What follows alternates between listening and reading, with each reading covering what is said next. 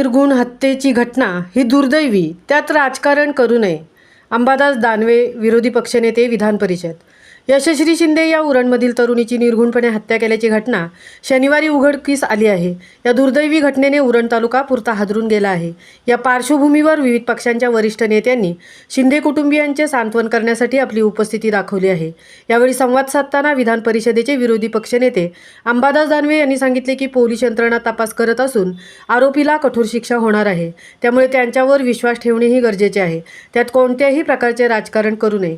यशश्री शिंदे या तरुणीची निर्घुणपणे हत्या केल्याची घटना शनिवारी उघडकीस आली. त्या घटनेचा निषेध व्यक्त करण्यासाठी उरण शहरातील बाजारपेठ रविवार दिनांक 28 रोजी बंद करण्यात आली होती.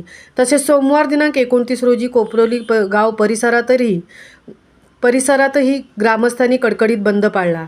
यशश्री शिंदे घटनेसंदर्भात सर्व स्तरातून सध्या निषेध केला जात आहे. अशा दुर्दैवी घटनांना लगाम बसावा आणि आरोपींना कठोर शिक्षा व्हावी यासाठी विविध पक्षांच्या वरिष्ठ नेत्यांनी पोलीस यंत्रणेशी संपर्क साधून मागणी केली आहे.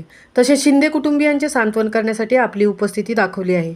सदर घटनेचे गांभीर्य ओळखून उरणचे आमदार महेश बालदी यांनी राज्याचे गृहमंत्री देवेंद्र फडणवीस यांच्याशी संपर्क साधून आरोपींना कठोर शिक्षा करण्याची मागणी केली आहे.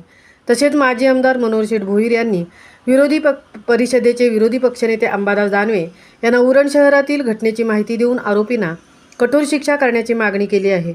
या पार्श्वभूमीवर भाजपच्या महिला प्रदेशाध्यक्षा चित्रा वाघ, भाजपचे ज्येष्ठ नेते किरीट सोमय्या, विधान परिषदेचे विरोधी पक्षनेते अंबादास दानवे यांनी सदर घटनेचे गांभीर्य ओळखून पोलीस यंत्रणा कशाप्रकारे तपास करत आहे याची माहिती घेऊन शिंदे कुटुंबियांना त्यांच्या घरी जाऊन आधार देत त्यांचे सांत्वन केले. यावेळी आमदार महेश बालदी, माजी आमदार मनोहर शेठ भोईर, उरणचे तहसीलदार डॉक्टर उद्धव कदम, पोलीस उपायुक्त विवेक पानसरे यांच्यासह इतर अधिकारी तसेच विविध पक्षांचे पदाधिकारी उपस्थित होते. यावेळी भाजपचे नेते किरीट सोमय्या यांनीही यशश्री शिंदे हिच्या मारेकऱ्यांना लवकरात लवकर अटक करून कठोरात कठोर शिक्षा करण्याची मागणी लावून धरली आहे. महामुंबईसह अनंत नारंगीकर, उरण. बंदचा विषय आहे. काल ठराविक कालावधीसाठी आपला जो कोपरोली ग्रुप आहे, आम्ही कोपरोलीकर, त्याच्यावर फक्त चर्चा झाली. काय आपल्या समाजातील यशश्री आणि अक्षता हिचा जो निर्घुण हत्या झाली, तिच्यावर अनेक असे काही वाईट प्रकार घडले.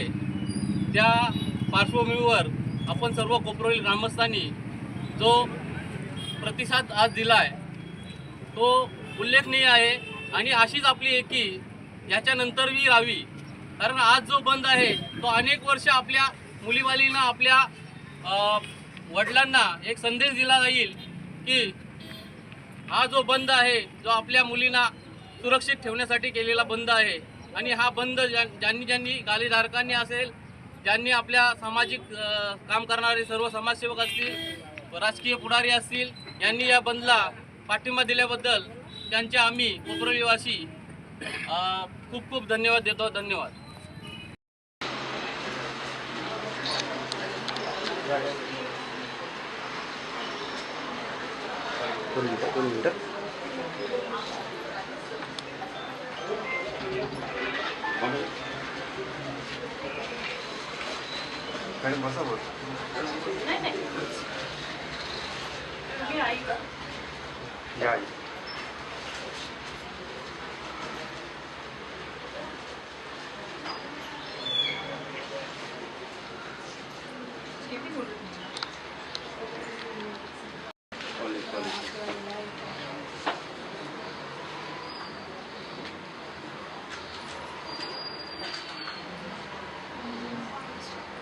काय करत होती? शिकत होती?